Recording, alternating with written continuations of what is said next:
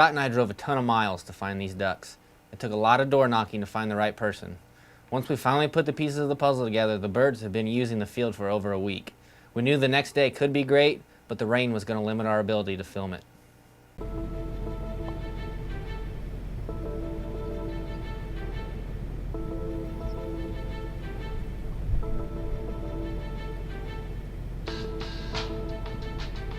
Well, we finally had some success. We locked down a field for tomorrow afternoon. The landowner had another guy hunting there, like we said earlier, and he's not gonna hunt there tomorrow, so I guess we're gonna go out and throw a few dozen full-body mallards out and a couple mojos and see what it brings to us. So hopefully we'll have more for you tomorrow. 6 dozen mallard decoys, we've got 4 mojos, we've got a dozen honkers back here behind us just in case we get a few residents off the quarry to work. We got a really good hide. Unfortunately, we're probably not going to walk away with any footage because the rain is fixing to move in, so I didn't bring any cameras. We're running off pieces of digital right now. So we're probably not going to get to bring you this hopeful mallard smash. We got the GoPro and the gun, that's the best we're going to be able to do. We'll see the birds here shortly.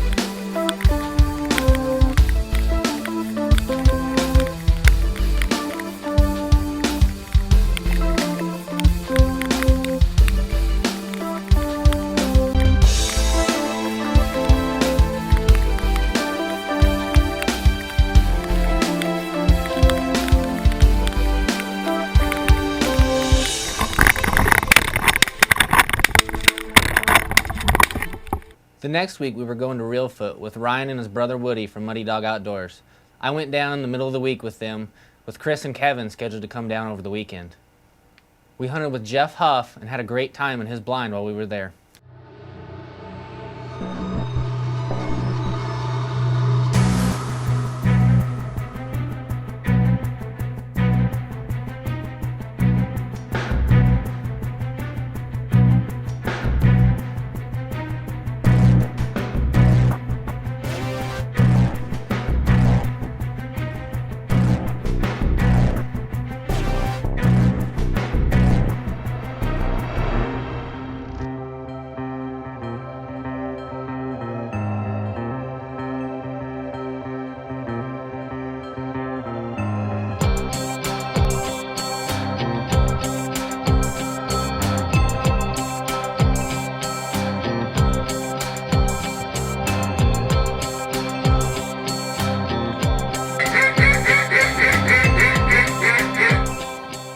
Reelfoot's unlike anywhere I've ever been.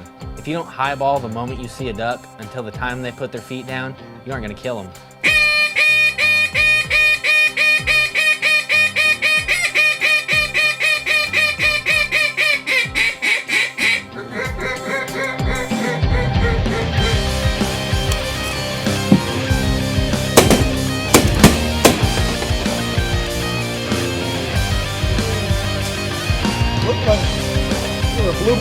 Either a bluebill or a ringneck. Bluebill.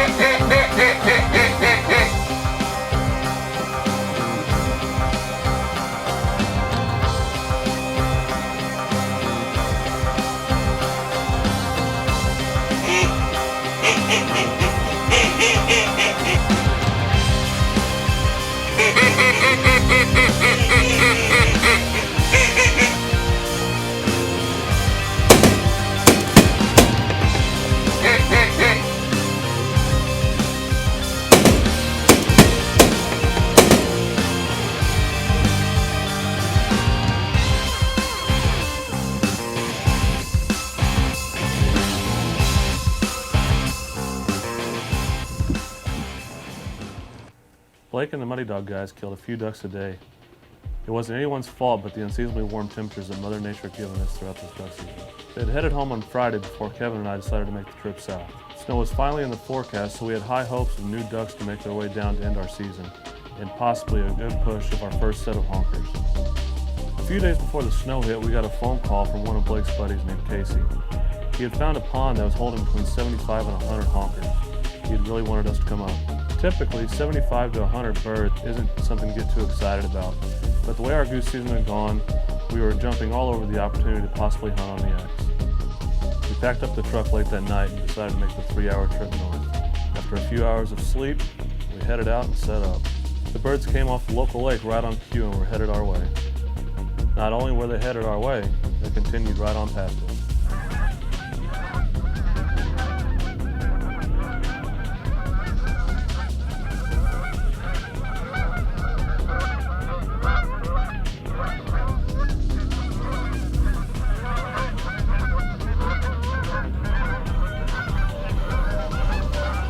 Overnight, the wind died and temperatures dropped into the upper 20s. When we got there in the morning, the pond had a thin layer of ice on it. Due to the steep banks of the farm pond, we couldn't really get enough water open to keep them from flying elsewhere. The day after the snow finally came, we got a call from Ryan from Muddy Dog. He said one of his pro staffers, Nick Graves, had noticed a bunch of new Canada geese moving into Missouri, so we headed over there. Now Chris would call it the curse of the camera, and I'd have to agree with him, but the geese never showed back up that day. So we headed back to Illinois. We found some honkers in a chisel-plowed cornfield, knocked on a few doors, got permission for the next day. And wouldn't you know it, the curse of the camera struck again. The geese never returned to that field. They flew a half-mile away and dropped in there.